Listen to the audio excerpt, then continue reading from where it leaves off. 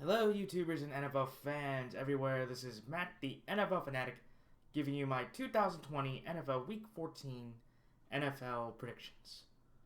Well, for the Fanatic this week, it was a great bounce back week in both regards of my against the spread and straight up picks.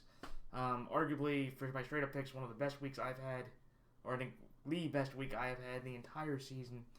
So against the spread this week so far, I am 7-5. And straight up, I am 10-2 in a 15-game week. The two losses so far were the Browns-Titans game, which was a 50-50 toss-up game that the Titans made a furious comeback, going 28-3 in the second half, but being down 38-7, that's not enough.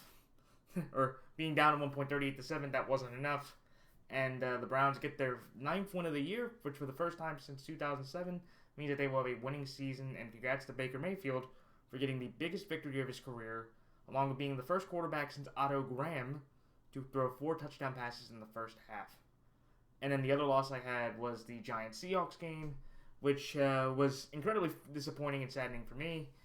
Watching being a big Russell Wilson fan, he did not have a great game. He threw his NFL career high in interceptions with number 11. He's only thrown 11 picks one other time, and I believe that was in 2016. He has not thrown more picks in a season since that, and I don't know. I think he will pass that record.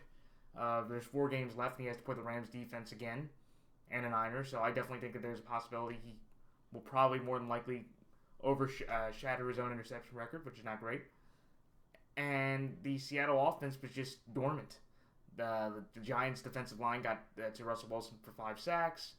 They only scored 5 points through a half, and it took basically the big touchdown pass to Chris Carson to get them within 1 touchdown. It would have been the first time in 11 years if the Seahawks had been shut out in a game at home, or maybe shut out at all. Shut out at home or shut out in a game in 11 years, which is pretty staggering. Because that goes back to the year before Pete Carroll got there in 2009. So definitely a staggering loss, but I do want to congratulate the Giants for getting a massive victory to get to a 4-game winning streak for the first time since 2016. And they did it with a backup quarterback, a backup running back, and a defensive front, which is pretty talented. Patrick Graham, through the last 5 weeks, has got this defense to 19 points per game. They are 5-2 in their last 7 games. They were 1-7 to start out. And I really just like how the Giants have been playing. I think if you look at the Rams game, in my opinion, the Rams game was the one that turned the entire season around for the Giants. Because when they only lost by 8 points, that was when I think people started to realize, wait a minute, how good, are the Giants? And then again, ever since then, they've been in 1-score games, essentially ever since, they've been in 1-score games ever since, and they have looked good doing it, and they should have won a couple of those games. If you look at the Eagles game, Washington, the Eagles game, the Bucks game, the Cowboys game, they should have won a couple of those other games, and you could be looking at a Giants team, through all their injuries, and with Daniel Jones and Colt McCoy quarterback, as an 8-9 win team, that honestly, I would say this right now, if they would play the Seahawks in the wild card round again, I'd probably take the Giants to win that football game.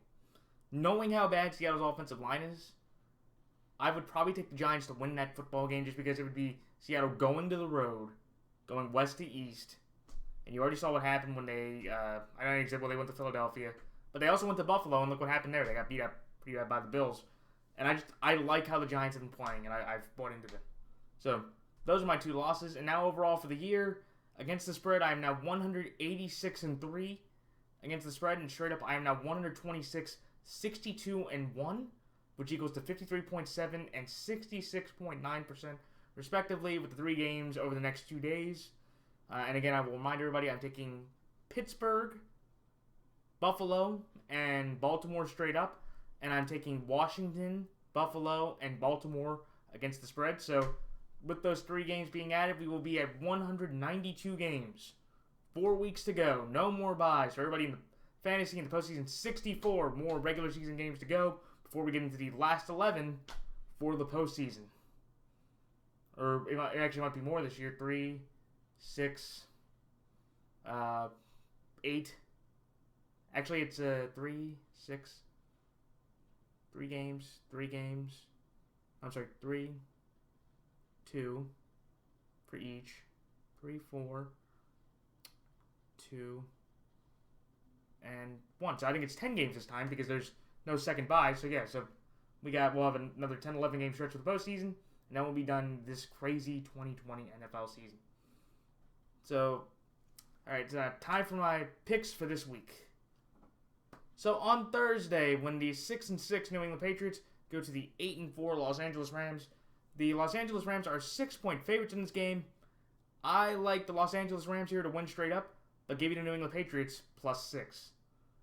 Then the next game, when the 4-8 Houston Texans go to the 5-7 Chicago Bears, the Houston Texans are 1.5-point favorites in this game. I like Houston here -1.5, and Houston straight up. Then the next game, when the 3-9 or 4-8 Dallas Cowboys go to the 2-9-1 Cincinnati Bengals, the Dallas Cowboys are 3.5-point favorites in this game. I like Dallas here -3.5, and Dallas straight up. Then the next game, when the 11-1 Kansas City Chiefs go to the 8-4 Miami Dolphins, the Kansas City Chiefs are 7.5-point favorites in this game. I like the Kansas City Chiefs here to win straight up, but give me the Miami Dolphins +7.5. Then the next game, when the 6-6 Arizona Cardinals go to the 5-7 New York Giants, the Arizona Cardinals are 2.5-point favorites in this game. I like the New York Giants here in one of my upsets of the week for a slight upset. So give me the New York Giants here +2.5 and the New York Giants straight up. Then the next game, when the 6-6 Minnesota Vikings, who are now in the 7th seed due to the Cardinals' loss to the Rams yesterday, go to the 7-5 Tampa Bay Buccaneers. The Tampa Bay Buccaneers are 6.5-point favorites in this game. I like Tampa Bay here to win straight up, but give me the Minnesota Vikings +6.5. Then the next game, when the 4-8 Denver Broncos go to the 4-8 Carolina Panthers, the Carolina Panthers are 3.5-point favorites in this game. I like Carolina here -3.5, and Carolina straight up. Then the next game, when the 8-4 Tennessee Titans go to the 1-11 Jacksonville Jaguars, the Tennessee Titans are 7.5-point favorites in this game. I like the Tennessee Titans here to win straight up, but give me the Jacksonville Jaguars +7.5. Then the next game, when the 8-4 Indianapolis Colts go to the 7-5 Las Vegas Raiders, the Indianapolis Colts are 2.5-point favorites in this game. I like Indianapolis here -2.5, and Indianapolis straight up. Then the next game, when the 0-12 New York Jets go to the 8-4 Seattle Seahawks, the Seattle Seahawks are 13.5-point favorites in this game, one of the biggest lines of the year.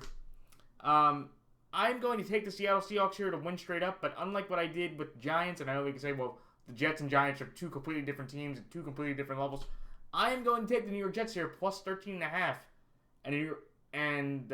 so I'm going to take the Jets +13.5, but I'll take the Seattle Seahawks straight up. Then the next game, when the 10-2 New Orleans Saints go to the 3-8-1 Philadelphia Eagles, the New Orleans Saints are 7-point favorites in this game. I like New Orleans here -7, and New Orleans straight up. Then the next game, when the 9-3 Green Bay Packers go to the 5-7 Detroit Lions, the Green Bay Packers are 8-point favorites in this game. I like Green Bay here -8, and Green Bay straight up.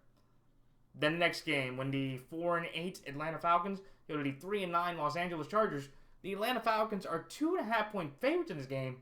I like Atlanta here -2.5, and Atlanta straight up. Then the next game, when the 5-7 or 4-8 Washington football team goes to the 5-7 or 6-6 San Francisco 49ers playing at State Farm Stadium for the second straight game.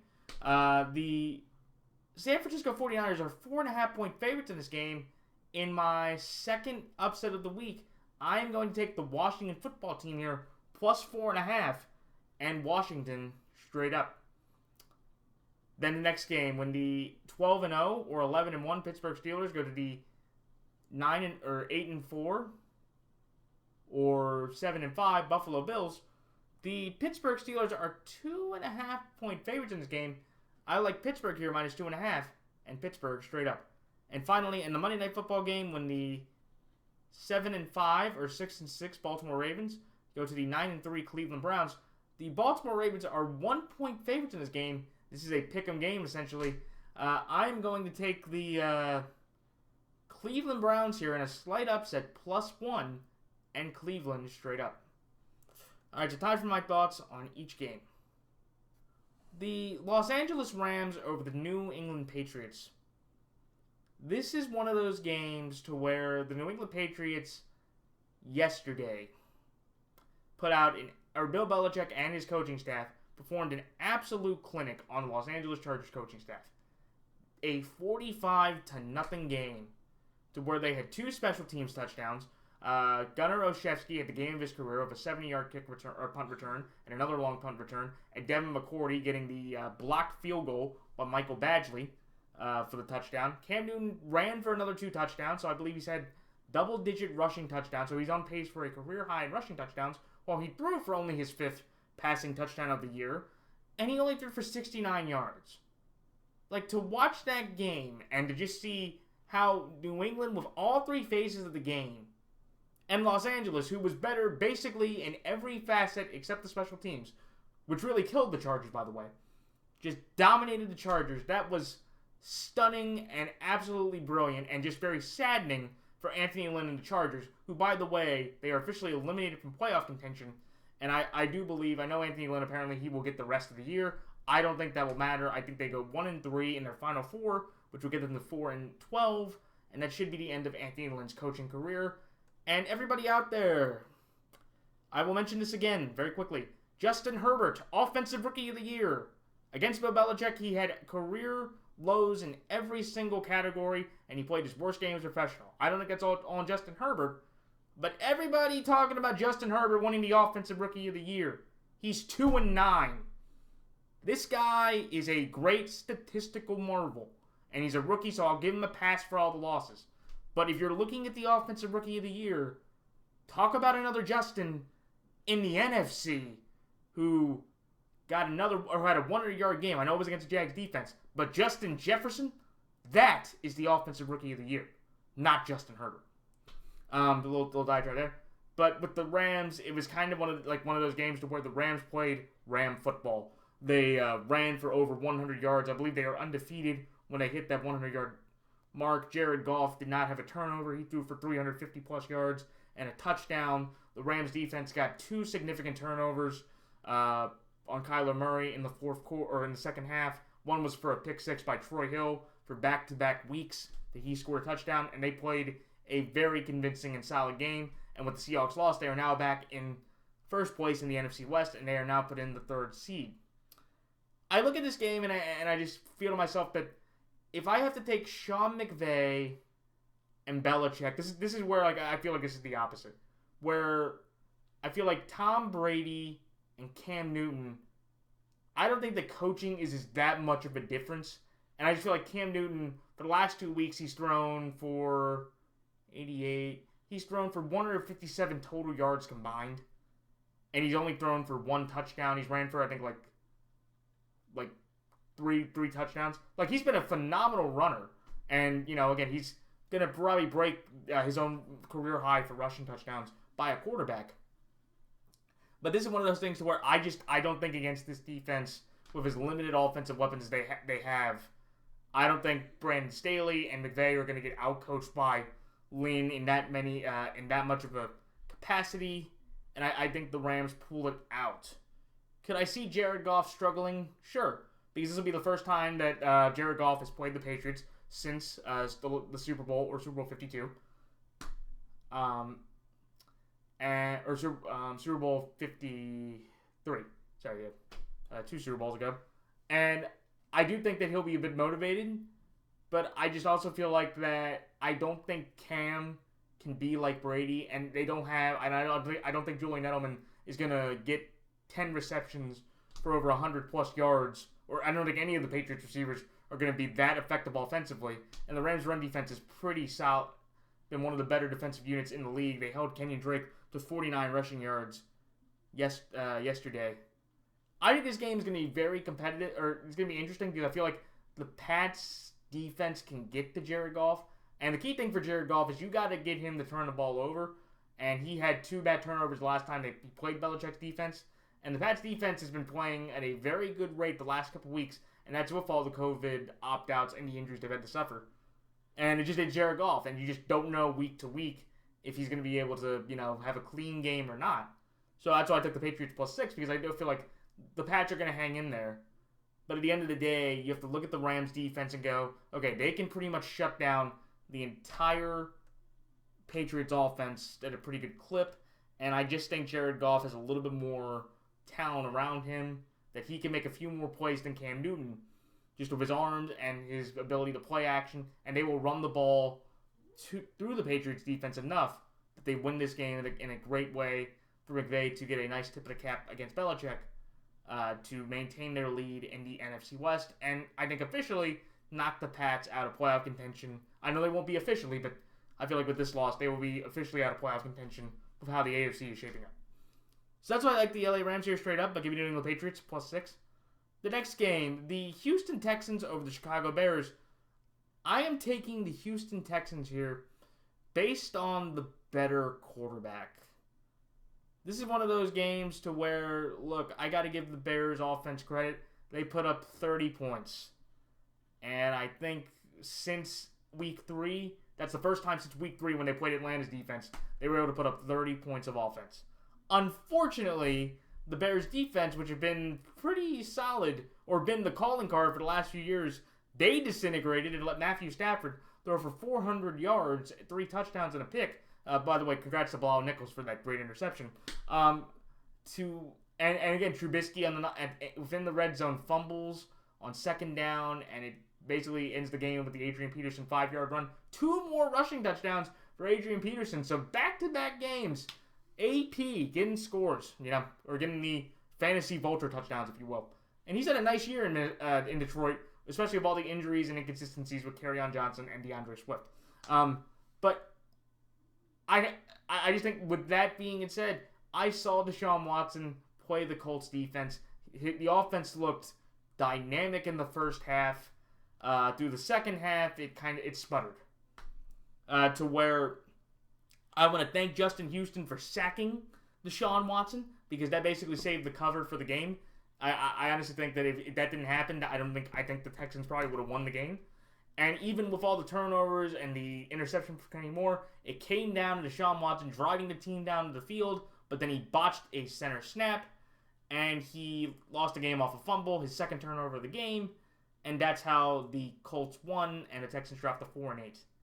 And I looked at Deshaun after the game, and I felt very bad. I felt really bad for him. He looked emotionally distraught, just realizing that, he had just lost the game for them after, realizing that Will Fuller and Kenny Stills either were cut or suspended. Bradley Roby was suspended for the rest of the year. He essentially has Brandon Cooks, David Johnson, and a bunch of nobodies. And he could have beat the Indianapolis Colts, who have one of the better defenses. But at the end of the day, that stuff happens. And I do wish Deshaun well, but I think he gets, some confidence back in this game against the Bears. To where I feel like with the Texans defense, they're going to get after Mitch or Nick or whoever, they have. I think they'll be able to limit the running game a bit more effectively. And I don't think what really killed the Texans was Hines and Taylor with their ability to, pass catch out of the backfield. Jonathan Taylor had a 39-yard touchdown reception. I don't think the Bears don't have... David Montgomery is not that back. He's had probably his 2 best career games over the last couple weeks. He started to run a bit better. And he got a couple touchdowns against the Lions. I don't think he's going to be that productive against the Texans defense. And I just feel like, again, it kind of goes back to the Lions and Bears, to where, at the end of the day, both teams aren't that talented on some side of the ball. Where, you wish you could have the Bears defense, and the Bears wish they had Deshaun Watson, and maybe the Texans offense in terms of just playmaking and talent. But, so in that situation, I have to go with the better quarterback. And I think that will be Deshaun in this game. He gets to play his probably his draft mate, who a lot of people in Chicago wish they had. And I think this is going to be one of those moments to where Deshaun's going to make some plays that Trubisky can't. And that'll be the difference in the game in Houston winning this game. Will I be surprised if the Bears win this game? No, because I feel like the Bears defense, look, they can get after Deshaun Watson, the Bears running, if they can limit David Johnson, that might not be a big factor because David Johnson really hasn't made that many impactful plays the whole year. And if they just use Fuller on Cooks, essentially let Deshaun try to throw, So I could definitely see the Bears being able and having a little bit of confidence to say, okay, we could put up some points against the Houston defense, being competitive. But at the end of the day, I'm going to go with Deshaun over Mitch in this 2017 QB draft battle to win just based off Deshaun's playmaking, where Trubisky can't. So that's like Houston here -1.5, and Houston straight up. The next game, the Dallas Cowboys over the Cincinnati Bengals. This is one to where there's a part of me that wanted to take the Bengals. Just because, you watch the Bengals over the last 2 weeks with Brandon Allen and Giovanni Bernard, and I like T. Higgins and Drew, and the Bengals defense, and Tyler Boyd had a big 73-yard touchdown against the Dolphins when they made it close, and they really screwed me over my 11.5 point against the spread play. They lost by 12. Essentially, thankfully, I guess they had a defensive touchdown that was called back. They got within 12, but they just kind of hung around there. But after they lost Brandon Allen, who left in the fourth quarter due to a chest injury, I don't know if he's going to play. I don't think it might not matter. Even if he's willing to play, I don't think he's going to practice as much. If it's Ryan Lindley against the Cowboys, I have to take the Cowboys. As bad as the Cowboys have been, and they're going to get probably thumped by the Baltimore Ravens, especially with Lamar Jackson, Mark Ingram, J.K. Dobbins. A lot of the guys are coming back. I think Mark Andrews and Willie Snead are probably going to miss the game due to the COVID protocols. But I really have to look at the Cowboys here just being a bit healthier.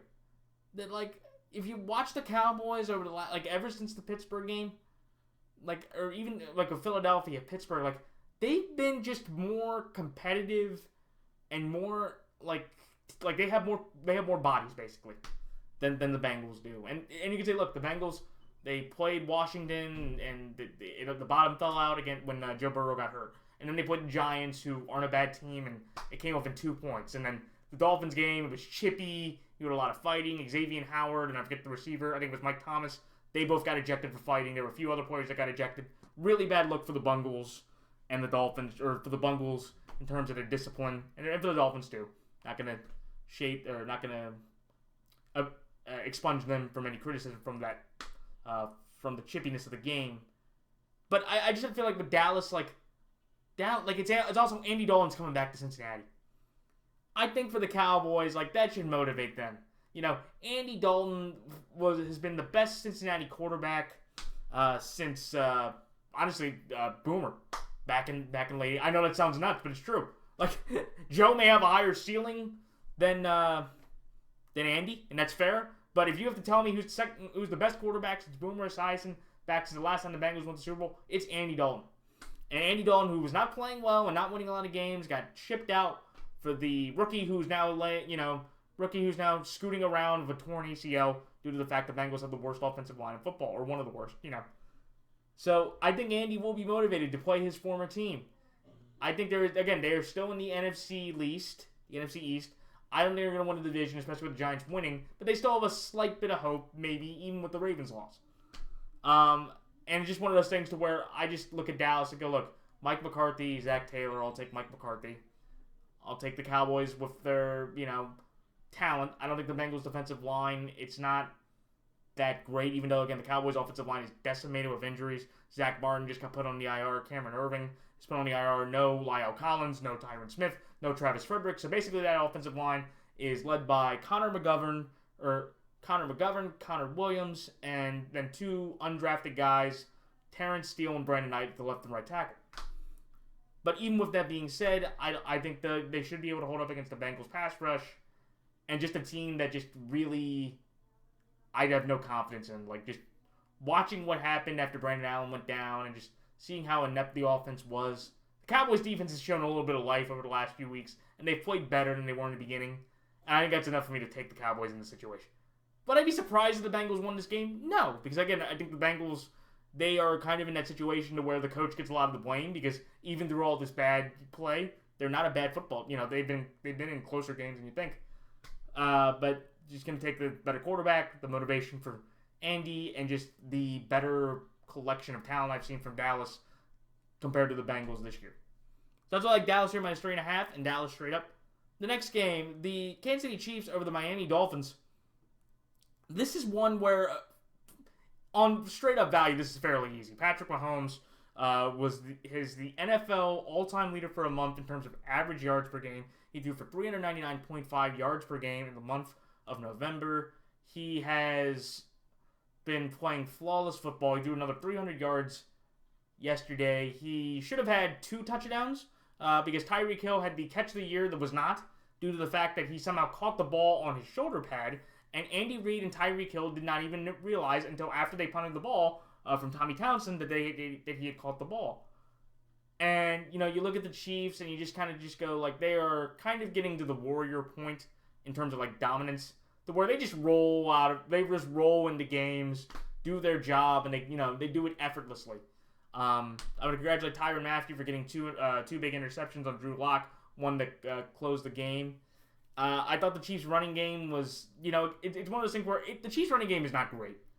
Clyde Edwards-Helaire had 3 big games. The first game, opening night, the Bills game, and the Ravens game, where I think he had over 150-plus yards per scrimmage. Besides that, Helaire hasn't been nearly as effective as they needed him to be, and neither is Le'Veon. But I guess they run the ball enough to where, like, you have to respect that they can run the ball. And the offensive line, they've had to go through a lot of different shuffles. Tardif opted out. You had KO, Kelechi Osemele injured his knee, and he's out for the year. I know they had another offensive lineman go down recently. But yeah, it's this weird hodgepodge with their running game to where, like, you watch them week to week and go, okay, like, they do enough running. It's not pretty. It's not even noticeable. But they do enough to where, like, okay, you have to respect them at least running the ball.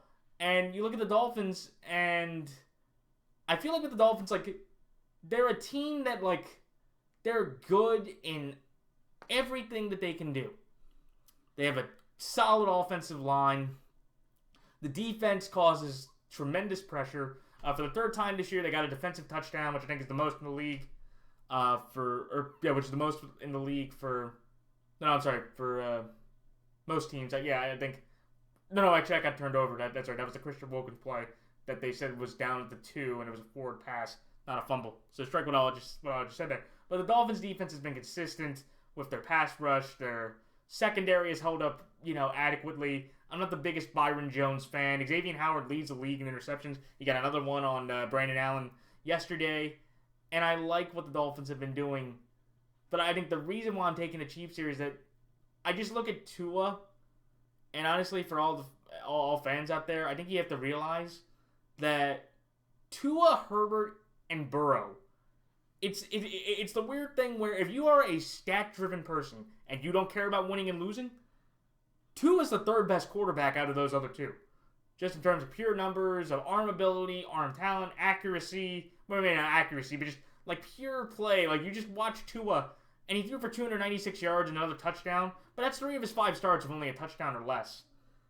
And I know he hasn't thrown a pick yet, and he's fumbled, I think, 2 times. But he did get benched, and he's been dealing with a thumb injury that he just got off the mend for. But there's just something about Tua that, like, I'm not captivated by him. Like, I feel like the Dolphins, like, he's becoming a game manager. And maybe that's a hot take, but it's just like he's just there. Ryan Fitzpatrick could have done this with how the rest of the team's been playing.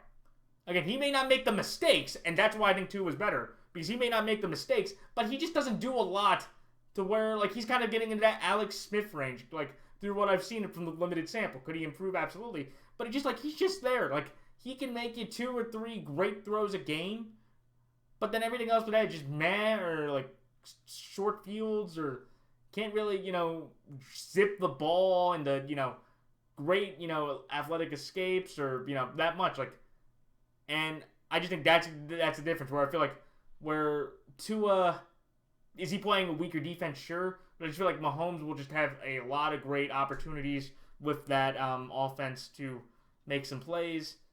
And I just think, again, that offense can travel. And I do want to congratulate Travis Kelce for being the first tight end in NFL history to have 5 straight 1,000-yard seasons. He is definitely a Hall of Fame tight end. And with George Kittle's injury, hands down the best tight end in all of the NFL. So that's all I Kansas City. But the reason why I'm taking the Miami Dolphins plus 7.5, I don't think people realize this. The Chiefs have been fairly getting into close wins against teams that people wouldn't expect. 33-31, Carolina. 27-24, Bucks. And then you had this one, 22-16, and the Broncos were leading through the half. And the Chiefs, they have the longest streak right now. They're 0-7 in their last 7 red zone attempts. No team has been on a longer streak this year since the Chiefs are getting into the red zone and not being able to score a touchdown. Harrison Butker earned his pay, 5 field goals. But it's one of those things to where, like, I just feel like, again, so that's why I took the Dolphins plus 7.5, because the Chiefs have been in these close games. And the other team, has been able to cover. And I don't think anybody expected the Broncos to cover maybe a 13-plus point spread. Especially the last time they played them, they won 43-16. That's why I'm going to take the Dolphins here, especially, and they're going to Miami. And Miami just somehow, every year, they always somehow seem to get 1 or 2 games a year to when you get an opponent in there, they'll play much better than you think. And they'll keep it close to where, like, okay, Miami might have a shot to win, or Miami, is going to win the game. Just tense. You can just look at the Rams-Dolphins game just about a month ago and how crazy that was. So that's why I like the Dolphins here plus 7.5, just because the environment, just the Chiefs have not been able to dominate as they usually do, or in the beginning of the year. But I'm going to take the Chiefs, just more talent, and Mahomes will just make more dynamic plays compared to Tua, where he just won't make enough plays. It's not a lose play make situation. It's one that can do more than one that just can't right now. So that's why I like the Kansas City Chiefs here straight up at the Miami Dolphins plus 7.5. The next game, the New York Giants over the Arizona Cardinals. This is one to where I am taking the Giants here in an upset because I'm going with coaching and defense. Yeah, like I mentioned before, I was talking about the Seahawks Giants game.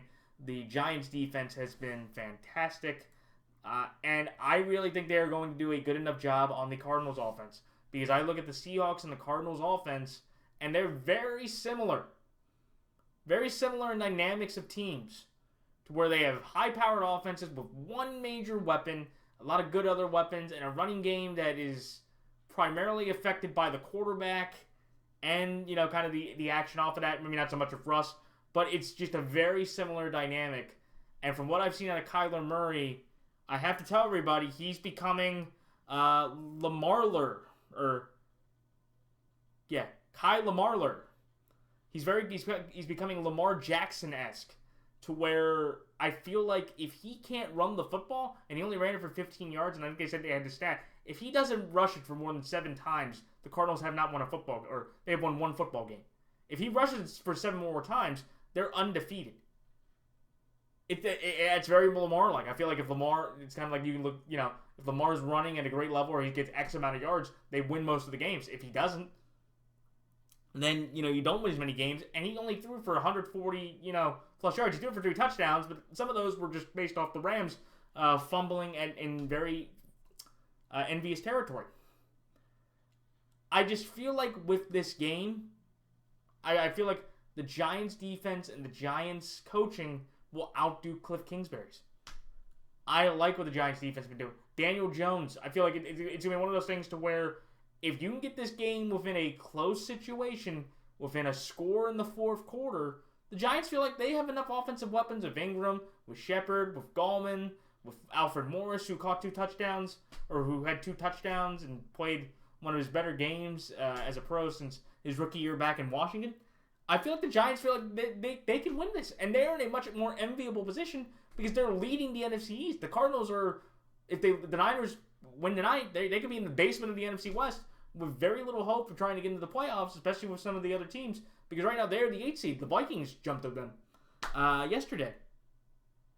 And to me, I have to go with the better coaching, the West to East Coast trip. We just saw Kyler go out to Foxborough, and he had a rough game. I think he'll play a little bit better against the Giants defense, but I just feel like the Giants defense will get a lot of pressure on Kyler, and it's going to be a long day for him.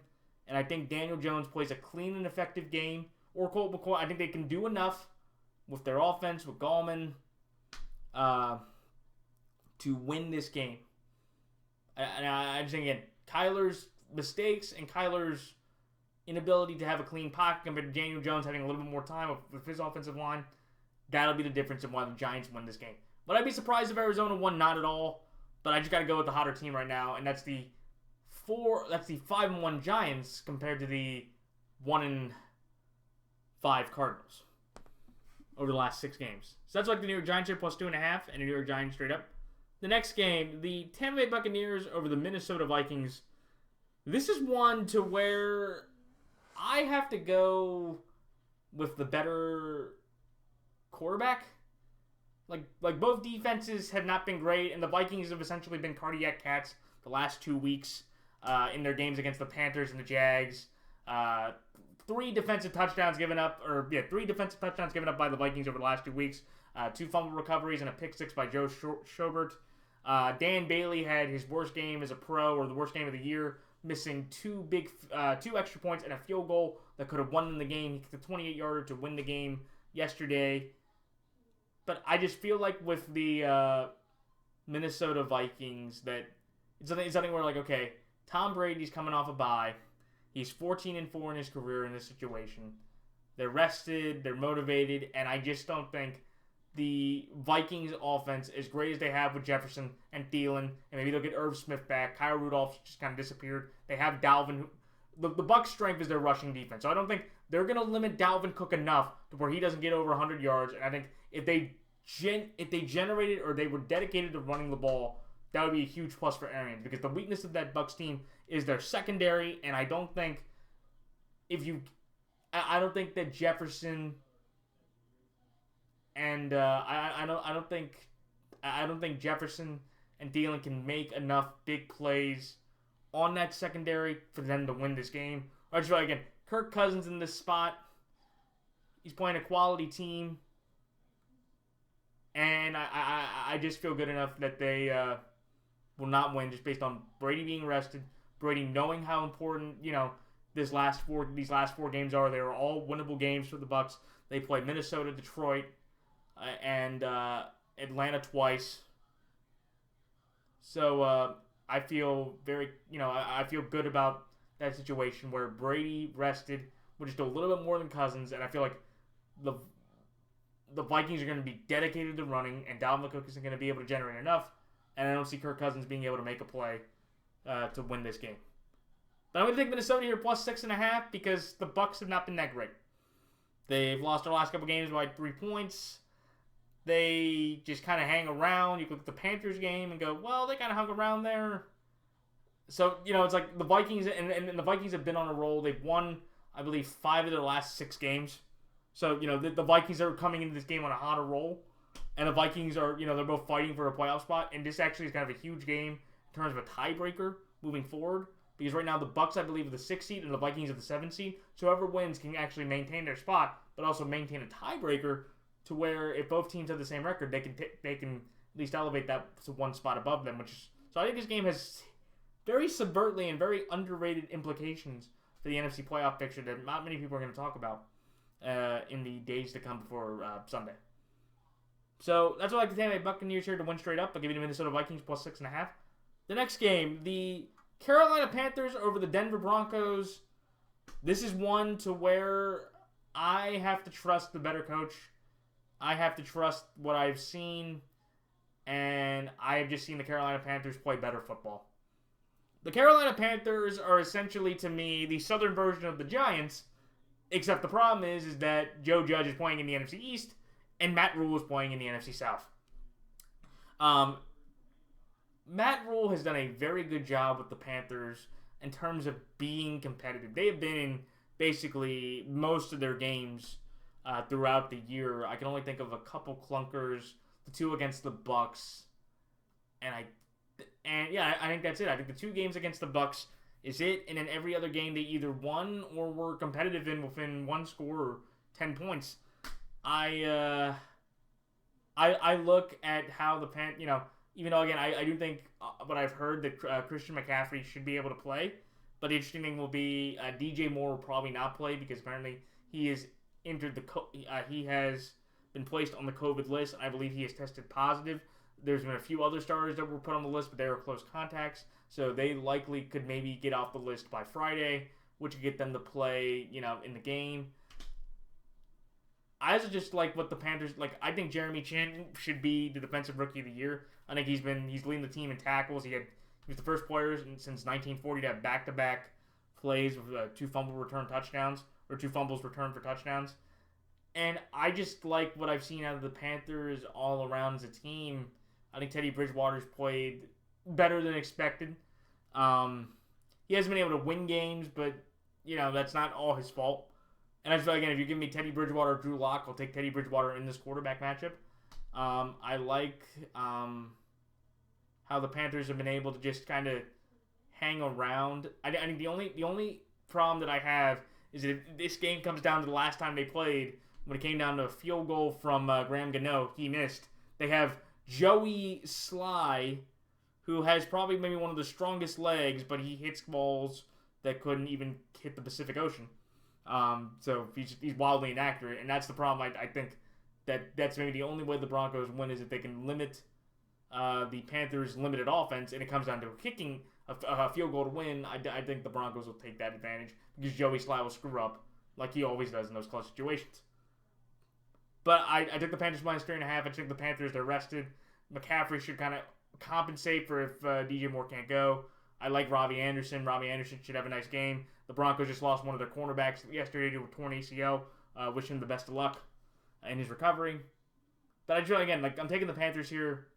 More complete team, more competitive team, and just if you're playing 2 bad teams, you got to go with the one that's been more consistent. If it's usually better team against competitive team, you usually go with the competitive team on the line, and then you take the other team straight up to win. This one's about equal, so you can take both. Just because I feel like the Panthers are better, and they just have a little bit more trustable talent and a better coach right now than the Broncos do. So that's why I like the Carolina Panthers here, minus 3.5. The Carolina straight up. The next game, the Tennessee Titans over the Jacksonville Jaguars. This is one to where this is like Titans Jags week 2. The Titans are the better team. Tannehill and the Titans got boat raced in the first half. They were able to outscore, like I said earlier, 28-3. I feel like the Titans, they'll get some momentum back. They should be able to run the ball more effectively. Dalvin Cook had under 20 yards on 30-plus carries. Tannehill played a good game. He had a big interception that was tipped to MJ Stewart, which was kind of a little bit of a difference in the game. And I think the other issue that I have with the Titans is they do not have a pass rush. They do not have a pass rush at all. None of the guys that they have are either healthy or were cut. And I think that will be a problem in terms of for the Jags, who are going to Mike Glennon for the 3rd straight week. And I have to say, Mike Glennon, it's weird. To where, he hasn't put up great numbers, but he's gotten a lot of breaks. Like, if you could look at that one touchdown to Laverick Chenault, which the ball got tipped and it ended up in his hands from the tip. He's played probably the 2 best games in terms of just pure all-around quarterbacking, besides the turnovers, which is the issue. But if you take those out, he's probably played the best 2 games out of any of the 3 quarterbacks the Jags have, besides week 1. Besides for Gardner in week 1. He's probably played the best 2 games during this last, 3 months. So I can understand them keeping him in there, but I also think, again, that's why I'm taking the Jags plus 7.5 here. I just think, again, this is a game to where the Titans, they've been in a lot of one-score games. So if you give them 7.5, they'll likely play you in a weird way to where it's going to be close to a one-score game. They have one of the top 5 runners in the league in the Jags, in Johnny Robinson, who's been an underrated story, a running back got drafted out of Illinois State. And I believe the last time I checked, he was 3rd in the league in rushing, and he had another nice game yesterday. So that's been a plus. But I'm going to take the Titans here because I just feel, again, if you're going to be put in a situation, Titans-Browns, that was just, I didn't think the Browns were going to play that well. I didn't think. With the Jags, I know they are not going to play nearly as well. You can just look at the fact that they put the Vikings in the situation they did. They couldn't even hold a 10-point lead, and it was just even like every time the Jags could try to close the game, they would either fumble, get an incompletion, or just make a really bad decision that kept the Vikings' hope. They got into the 28-yard field goal by Bailey. So that's why I like the Tennessee Titans here to win straight up with the Jacksonville Jaguars plus 7.5.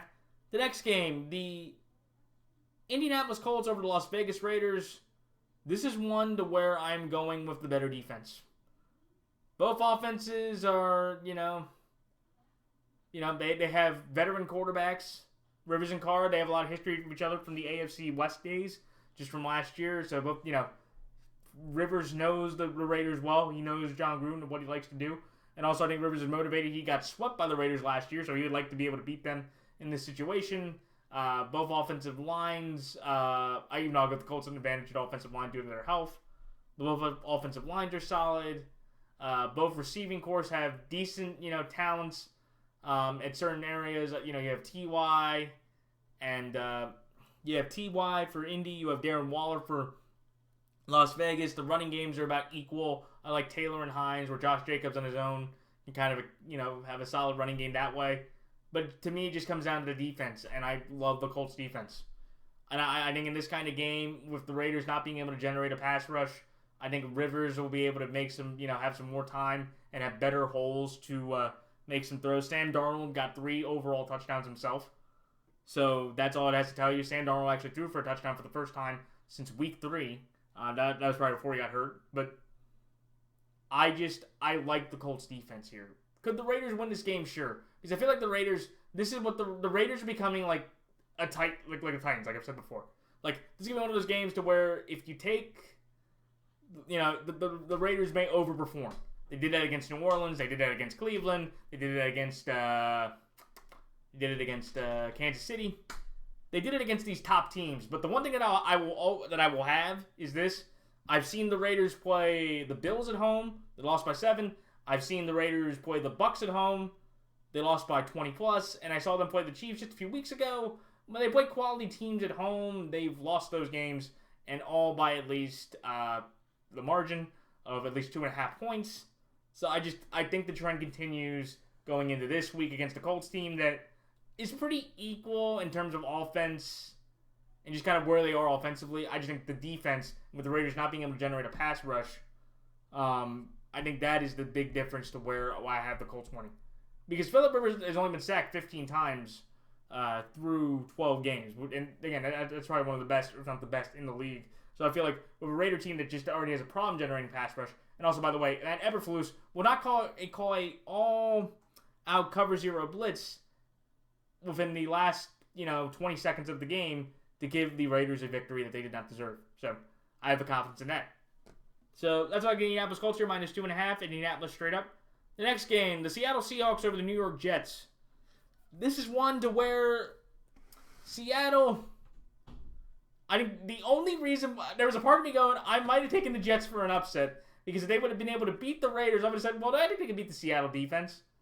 But again, like I just mentioned, Greg Williams, who has been fired today, for the first time all season, there were 260+ plays in that exact situation to where they were up by a certain margin, they were within 40 yards with less than 30 seconds left. He was the first guy to send a all-out blitz. It got burned when Henry Ruggs beat the one guy out of Notre Dame, the rookie cornerback, who got beat pretty bad for the 40+ yard touchdown. And the Jets now are, again, still in prime position to get Trevor Lawrence. And with the remaining schedule left, they probably will most certainly get Trevor Lawrence with an 0-16 record. Third time in the last 12 seasons that we have an 0-16 team with the 2008 Detroit Lions and the 2016 Cleveland Browns. I think that is the reason why I had to take Seattle. Because I feel like Seattle is a team that they got embarrassed by Colt McCoy. And I just feel like, again, if you had Joe Judge and Adam Gase. That's not even funny. You have Russell Wilson and Sam Darnold. You have a Jets team that might not have Frank Gore again. Even though Ty Johnson today played a very good game, and actually I feel like he should start the rest of the year. They have nothing to lose, and he's just been younger and more effective. Perryman got shut down. I think the Seahawks defense, they have played better. They've held their last 3 opponents to under 20+ points. They've held their last 4 opponents to under 24+ points. I don't think the Jets offense can score that much in this situation. I just feel like, again, if Derek Carr could throw for 300+ yards with the limited offensive weapons he has with DK and Tyler Lockett, they should be able to run a massive circus on the Jets defense. I do think, though, the other interesting thing, though, is, well, I saw this stat as I was looking up this research. The Seahawks in this situation throughout their whole 40+ year history, when they have been favored by at least 2 scores, they have never lost a game. I think this happened 12 times where the Seahawks have been favored by 2 scores, and they have never lost this game, straight up. So that gives me the confidence right there to go, okay, they are putting basically a franchise streak on the line against the worst team in the league, and I'll take the Seahawks in that situation. But with that being said, with what the Giants, what they did, and how good the Jets have played last week, I have to carry that over this time to where it was kind of like with the Chargers, to where like, okay, you know what? If the Giants can at least, win the game, I think the Jets can cover. So 13.5 is way too much for me. That's why I like the Jets plus 13.5. Sounds like the New York Jets here plus 13.5, but Seattle straight up. The next game, the New Orleans Saints over the Philadelphia Eagles. This is one to where I'm taking the New Orleans Saints based on the fact that the Eagles might not start Carson Wentz. I don't think that would matter, but essentially with the Eagles, with all their offensive line injuries, Darius Slay left with a knee injury, they can't tackle anybody. Aaron Jones just ran 70 yards down the left sideline to end the game. And I just look at New Orleans. Their defense has been stout. They have the number 1 defense in the league. Drew Brees may come back. I don't think that matters. Taysom Hill, if it's Carson or Jalen Hurts, you would take Taysom Hill as the better quarterback in this matchup. The last time the Eagles beat the Saints, you have to go back to, I believe, 2017. Because I know the last couple of years, 2018, the Saints whipped up on the Eagles. Last year they beat them pretty bad, and this year they beat them pretty bad. And I remember the last time I think the Saints went to Philadelphia in 2013. They may have put after that, but the Saints won that one too. And that's how easy this game is. I feel like, again, the Eagles are just in shambles. Their offensive line's banged up all to shreds. They don't know who they're starting at quarterback. And if they're going to start Jalen Hurts, which is more than likely, that's just a brutal start for the second-round pick out of Oklahoma to go through. And that's what makes the Saints pick just fairly easy. Just they're going to dominate, and I don't think it's going to be as close as Saints-Falcons 2, but I don't think it's going to be as well. It's going to be more like Saints-Broncos. It's going to be like a softer version of Saints-Broncos from a couple weeks ago if Jalen starts in that game. So that's like New Orleans here -7 and New Orleans straight up. The next game, the Green Bay Packers over the Detroit Lions. Green Bay's been on a roll. LaFleur is 22-6 with Aaron Rodgers. He's been sensational. And the Lions, they got a great win over the Bears, but that was the Bears, and they had Trubisky. Aaron Rodgers has routinely dominated against the Lions throughout his career. He won that game last year, 23-20. That was, a close game. I do think Darrell Bevell and Stafford, they have some optimism now. Just, with Matt Patricia being gone, because apparently, from what I was watching last night, one of the assistants said that, the dictator was gone. So maybe the Lions have some confidence, and amazingly, the Lions are only 1 game back out of wildcard spot through 12 games and firing their coach. But I just feel like, again, Green Bay's just been too dominant. Devontae Adams is only the second or third receiver to have 12 touchdowns through his first 10 starts. He's been sensational. Rodgers is has got 400 touchdowns in 192 games, 10 or 13 games fewer than Drew or Tom or Peyton when they got to that mark. It's an incredible accomplishment, and I just feel like, again, the Lions, they could possibly put up a fight, but I'm going to take Green Bay here, safer play, on a great roll. And I've taken Green Bay every week this year. So, essentially, it's like, just keep rolling with it. And until they lose, accept it. So that's why Green Bay here -8, Green Bay straight up. The next game, the Atlanta Falcons over the Los Angeles Chargers. The Chargers got shut out by the Patriots. Atlanta, for as, bad as they've been against New Orleans, against everybody else, they have played great football. Raheem Morris has won 4 of those 5 starts outside of New Orleans. He's 4-3. This Falcons team is going to beat up a Charger team that I just feel like they don't have that much hope. I don't think Herbert's going to play as bad. But it's one of those things, after a 45-0 game, and it's weird to where you just have this much confidence in the Falcons, but I do. Because just like they have a much better special teams kicker. They have Julio, they have Calvin. The Chargers defense just seems like they've given up. And I think Herbert could play and maybe win, but again, it's the Chargers, and it's just like, okay, if you're going to take the Falcons or the Chargers in this game of choke artist specialists, I'll take the ones that have changed their coach and have played better than the ones that haven't yet. And that's the Falcons right now over the Chargers. And also the Falcons team that knows they can put 11 men on special teams. Unlike the Chargers apparently can't, they can put up 10. That's why I get Atlanta here -2.5 and Atlanta straight up. And in the final 3 games, the Washington football team over the San Francisco 49ers. This is one to where I am taking Washington because I'm going to trust the Washington defensive line and Alex Smith to make one fewer mistake than Nick Mullins. And I feel like with Washington, like, they're going to have some confidence. And I just feel like, again, like Alex, Antonio, going back to Arizona where, you know, the Cardinals and Washington, they played somewhat a competitive game. But you don't have to really worry about Nick Mullins with his mobility like Kyler. And the Niners don't really have as many offensive weapons right now than Arizona did. And I just like how Washington's able to run the football. The Niners' defensive line's been banged up with injuries, and they gave up some big gashes to Darrell Henderson the last time we saw him. And I'm going to see what they do against Buffalo tonight. But I'm going to take Washington here. Better defensive line, a better managing quarterback.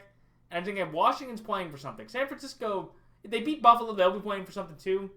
But I'll take Ron Rivera and the defensive line against the Niners' offensive line compared to, you know, Nick Mullins in the situation. So that's why I like Washington here +4.5 and Washington straight up. The next game, the Pittsburgh Steelers over the Buffalo Bills. This is one to where I think this is one of those where everybody's going to take Buffalo because they're going to say Pittsburgh's played the second easiest schedule. They played 4 backups. They played a bunch of scrubs. They played their competition. This is Buffalo's moment. They beat them last year. That was a duck. And that came down to an interception near the end of the game.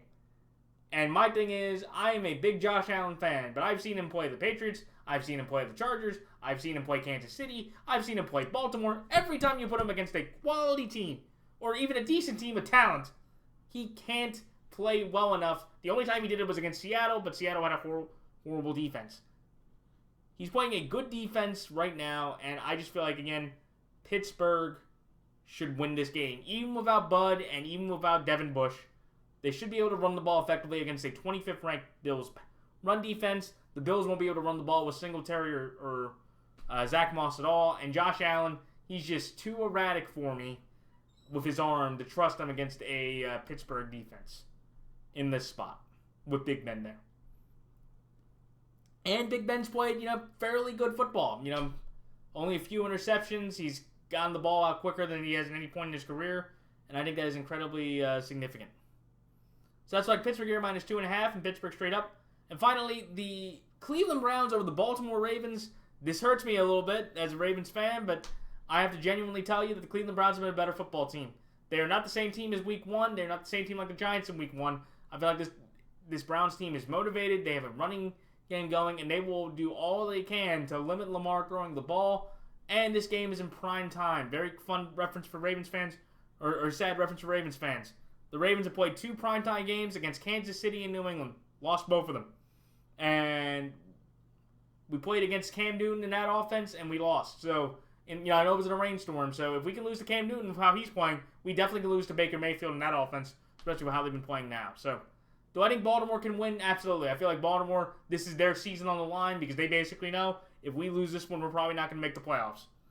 But I think the Browns, they know the moment here. They know the momentum. They're going to have fans. And I will trust that the Cleveland Browns, with their running game, controlling the clock, and Baker playing efficient and smart football, he's not going to turn it over. And I don't think Lamar is going to have nearly as great a game as he had. By the way, his only 300-yard passing day was against the Browns. In order for the Browns to win this football game. So that's why Cleveland here +1 and Cleveland straight up. And those are my picks for this week. So like, comment, rate, subscribe, and please check out the NFL YouTube Prognosticators page. And that's it. So until next week, good luck to all players, fantasy teams, coaches, and fellow prognosticators. And until next week, for my Week 15 predictions, this is Matt the NFL Fanatic signing off. Till next time, so long.